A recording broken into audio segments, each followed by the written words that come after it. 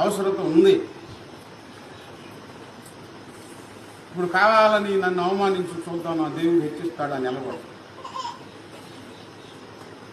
మనకు అనుకో, మనం వద్దనే ఉండి వచ్చింది, అది మన మీదకి వచ్చింది అంతే. జనులు నిందించి హింసించి అబద్ధముగా చెడ్డ మాటలల్లా పలుకున్నప్పుడల్లా మీరు ధన్యులు. ప్రతి మాట, మన గురించి మాట్లాడుకునే ప్రతి మాట, మన మీద వేసే ప్రతి నింద ఎవరు వింటున్నారు? మనకు వినపడవు. కొన్ని వినపడతాయి, కొన్ని వినపడవు. ఎవరికి వినపడతాయి?